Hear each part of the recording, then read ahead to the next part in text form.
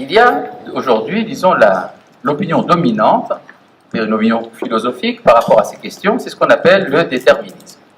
C'est quoi le déterminisme? Eh bien, c'est cette affirmation que tous les phénomènes qu'on trouve dans le monde, y compris le comportement humain, eh bien, tous ces phénomènes sont déterminés à l'avance. Ils ne sont pas libres. Et ça, et pour ça, beaucoup de raisons. Alors, on peut donner énormément d'explications. Une des explications possibles, c'est de dire qu'il y a un déterminisme astrologique. Je cherche dans mon horoscope et je découvre, à ma grande surprise, qu'en février, on me prévient que je risque d'attraper une angine. Et vous voyez d'ailleurs que c'est vrai.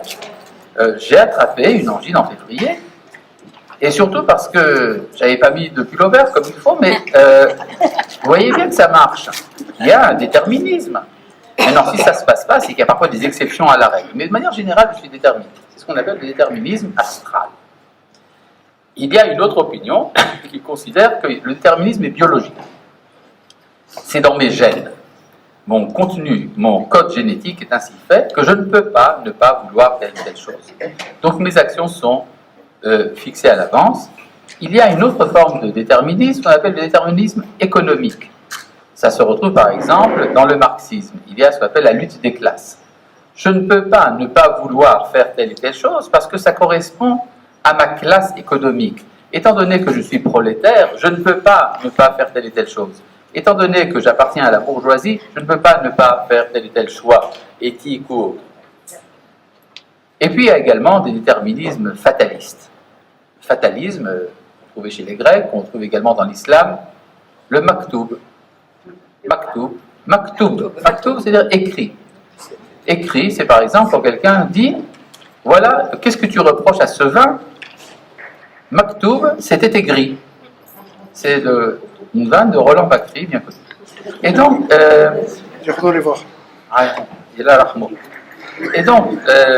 il y a également le déterminisme éducatif, c'est-à-dire c'est l'éducation que j'ai reçue qui fait que je suis ce que je suis, c'est l'environnement, c'est tant et tant d'influences de toutes sortes.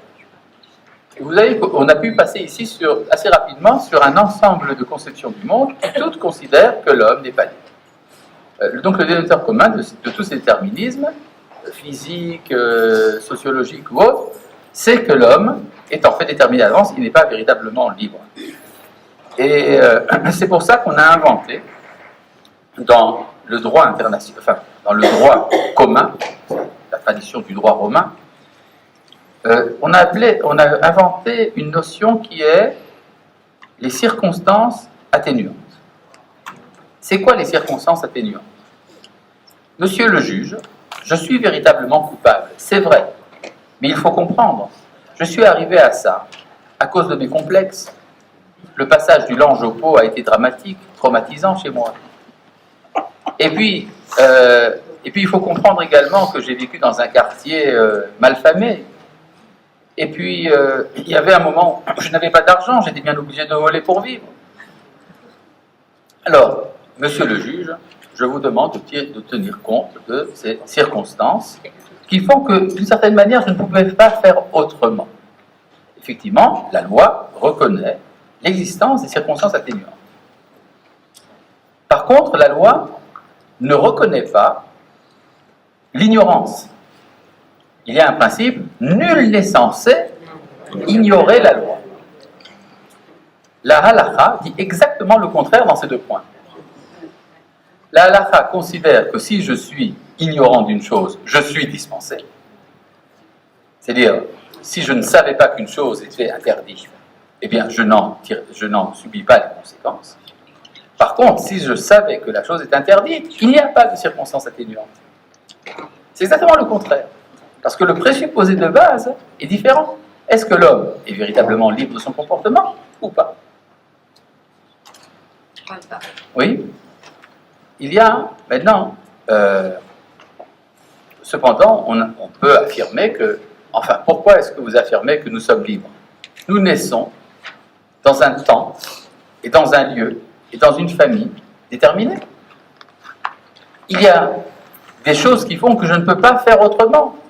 Par exemple, pourquoi, Si quelqu'un dit « Je n'ai pas envie de faire mon service militaire, et pourtant je le fais. » Ah bon, pourquoi tu le fais? Parce que je suis bien obligé. Ah bon, qu'est-ce qui t'oblige? Tu peux très bien pas le faire. Oui, mais si, je ne le fais pas, hein, j'irai en prison.